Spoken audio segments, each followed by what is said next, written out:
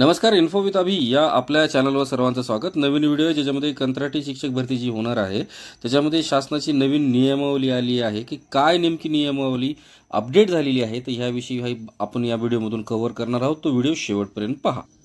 दिनांक 23 सप्टेंबर 2024 रोजीच्या शासन निर्णयानुसार स्थानिक स्वराज्य संस्थेच्या शाळेमध्ये डीएड किंवा बीएड आर्ट धारण करणाऱ्या बेरोजगार उमेदवारांना नियुक्ती देण्यात येणार आहे। उमेदवारांची निवड प्रक्रिया करण्यासाठी निवडीचे निकष कोणते विचारात घ्यावेत याबाबत क्षेत्रीय कार्यालयाकडून विचारणा करण्यात आली होती। त्यानुसार आयुक्त शिक्षण कार्यालयाकडून सूचना देण्यात आल्या आहेत।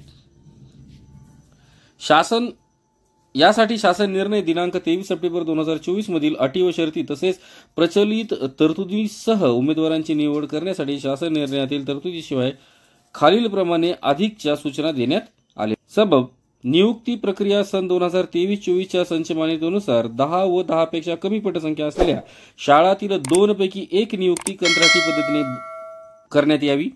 शाळेची पटसंख्या 10 पेक्षा जास्त झाल्यास शासन निर्णय 23 सप्टेंबर 2024 मधील मुद्दा क्रमांक 16 नुसार नियमित शिक्षक देण्याचा बाबत ही कार्यवाही करण्यात येईल। सन 2023-24 च्या संचमान्यतेनुसार 10 व 10 पेक्षा कमी पटसंख्या असलेल्या शाळांना 2 शिक्षक कार्यरत असल्यास त्यापैकी एका शिक्षकाची प्रचलित कार्यपद्धतीचा अवलंब करून समायोजन झाल्यावर प्रत्यक्ष पद रिक्त झाल्यानंतरच अशा शाळेतील दुसरा शिक्षक कंत्राटी पद्धतीने नियुक्त करावा। उमेदवाराची निवड करताना उमेदवार संबंधित शाळेच्या ग्रामपंचायत हद्दीतील स्थानिक रहिवासी असावा।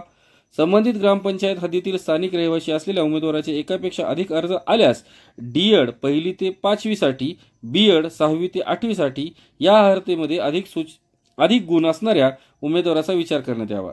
सदर अर्हतेत समान गुण असल्यास अधिक शैक्षणिक व्यावसायिक अर्हताधारक उमेदवारास प्राधान्य देण्यात यावे।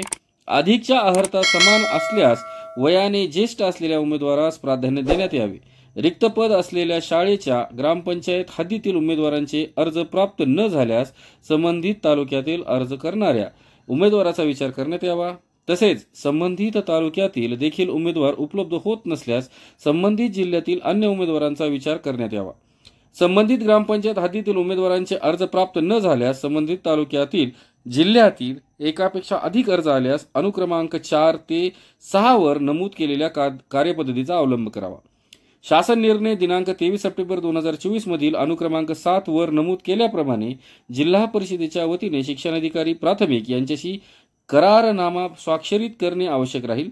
त्याचप्रमाणे महानगरपालिका व्यवस्थापनाच्या बाबतीत संबंधित मनपाच्या शिक्षणाधिकारी प्रशासन अधिकारी यांच्याशी तर नगरपालिका व्यवस्थापनाच्या बाबतीत संबंधित मुख्याधिकारी यांच्याशी करारनामा स्वाक्षरित करणे आवश्यक राहील।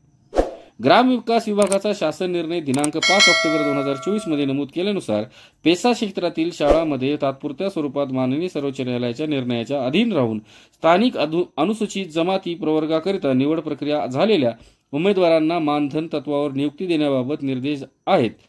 निवड केलेल्या या उमेदवारांना शक्यतो 10 पेक्षा अधिक पटसंख्या असलेल्या शाळांमध्ये पदस्थापना देण्यात यावी।